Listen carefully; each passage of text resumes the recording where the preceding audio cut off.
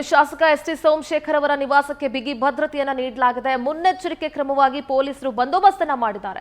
ಪ್ರತಿಭಟನೆ ನಡೆಸುವಂತ ಸಾಧ್ಯತೆ ಇದೆ ಬಿಜೆಪಿ ಕಾರ್ಯಕರ್ತರು. ಯಾಕೆಂದ್ರೆ ಅಡ್ಡ ಮತದಾನದ ಹಿನ್ನೆಲೆ ಅವರ ನಿವಾಸಕ್ಕೆ, ಸೋಮಶೇಖರ್ ಅವರ ನಿವಾಸಕ್ಕೆ ಬಿಜೆಪಿ ಕಾರ್ಯಕರ್ತರು ಮುತ್ತಿಗೆ ಹಾಕುವಂತ ಸಾಧ್ಯತೆ ಇದೆ. ಹೀಗಾಗಿ ಎಸ್ಟಿ ಸೋಮಶೇಖರ್ ಅವರ ನಿವಾಸಕ್ಕೆ ಪೊಲೀಸರು ಭದ್ರತೆಯನ್ನ ಒದಗಿಸಿದ್ದಾರೆ.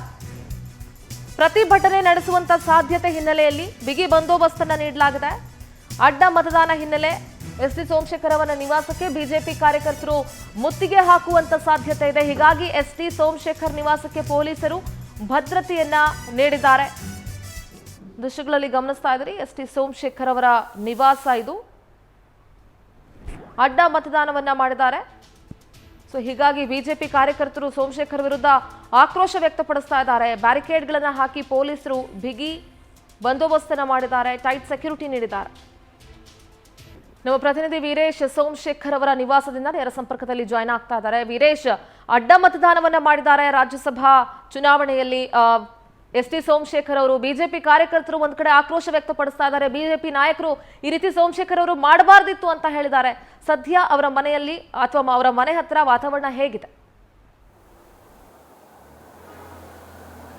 ಖಂಡಿತ ಸಿಂಧೂರ್, ಏನು ಇವತ್ತು ಬೆಳಿಗ್ಗೆ ಮತದಾನ ಅಂದರೆ ರಾಜ್ಯಸಭಾ ಚುನಾವಣೆಯ ಒಂದು ಬೆನ್ನಲ್ಲೇ ಇವತ್ತು ಕೂಡ ಶಾಸಕರು ಕೂಡ ಒಂದು ಮತದಾನ ಮಾಡಿದ್ರು. ಆ ಮತದಾನ ವೇಳೆ ಕೆಲವೊಂದಿಷ್ಟು ಹೆಸರುಗಳು ಕೂಡ ಹಿಂದೇಟು ಹಾಕಿದ್ರು. ಅಂದರೆ ಅಡ್ಡ ಮತದಾನ ಏನಾದರೂ ಆಗ್ಬೋದಾ ಅಥವಾ ಇಲ್ವಾ ಅನ್ನೋ ಒಂದಿಷ್ಟು ವಿಚಾರಗಳು ಕೂಡ ಕೇಳಿ ಬರ್ತಾ ಇತ್ತು. ಅದರಂತೆ ಕೂಡ ಎಸ್ ಟಿ ಸೋಮಶೇಖರ್ ಅವರು ಕೂಡ ಒಂದು ಸ್ಟೇಟ್ಮೆಂಟ್ ಕೊಡ್ತಾರೆ. ನನ್ನ ಕ್ಷೇತ್ರಕ್ಕೆ ಎಷ್ಟು ಅನುದಾನ ಯಾರು ಕೊಡ್ತಾರೆ, ನಾನು ಅವರಿಗೆ ಒಂದು ಸಪೋರ್ಟ್ ಮಾಡ್ತೀನಿ ಅನ್ನೋ ಒಂದು ಮಾತನ್ನು ಕೂಡ ಹೇಳ್ತಿದ್ರು. ಅದರಂತೆ ಕೂಡ ಇವತ್ತು ಅಡ್ಡ ಮತದಾನ ಮಾಡಿದ ಬೆನ್ನಲ್ಲೇ ಇವತ್ತು ಅವರ ಮೈಕ್ರೋ ಲೇಔಟ್ ಅಂದರೆ BTM ಲೇಔಟಿನ ಮೈಕ್ರೋ ಲೇಔಟ್ ಅವರ ವಾಸದಲ್ಲಿ ಅಂದರೆ ನಿವಾಸದ ಬಳಿ ಒಂದು ಪೊಲೀಸ್ ಭದ್ರತೆ ಕೂಡ ನಿಯೋಜನೆ ಮಾಡಿದ್ದಾರೆ. ಅಂದರೆ ಈಗ BJP ನಾಯಕರು ಕೂಡ ಅಡ್ಡ ಮತದಾನ ಮಾಡಿದ್ದಾರೆ, ಅವರ ಮೇಲೆ ಮುಂದೆ ನಾವು ಪ್ರತಿಭಟನೆ ಮಾಡ್ತೀವಿ ಅನ್ನೋ ಒಂದು ಮಾತನ್ನು ಕೂಡ ಹೇಳಿದ್ರು.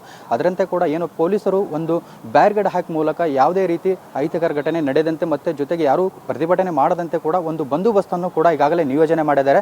ಇದುವರೆಗೂ BJPಯ ಕೆಲವೊಂದಿಷ್ಟು ಮುಖಂಡರು ಮತ್ತು ಕಾರ್ಯಕರ್ತರು ಪ್ರತಿಭಟನೆ ಭಾಗಿಯಾಗ್ತಾರೆ ಅನ್ನೋ ಮಾತುಗಳು ಅಷ್ಟೇ ಇದೆ. ಅದು ಬಿಟ್ಟು ಉಳಿಕಿದ್ದು ಯಾವ ನಾಯಕರು ಕೂಡ ಇಲ್ಲಿ ಅವಕಾಶ ಇಲ್ಲ ಮತ್ತು ಇಲ್ಲಿ ಬರಲಿಕ್ಕೆ ಅವಕಾಶ ಇಲ್ಲ ಅನ್ನೋ ಮಾತನ್ನು ಕೂಡ ಹೇಳ್ತಾ ಇದ್ದಾರೆ.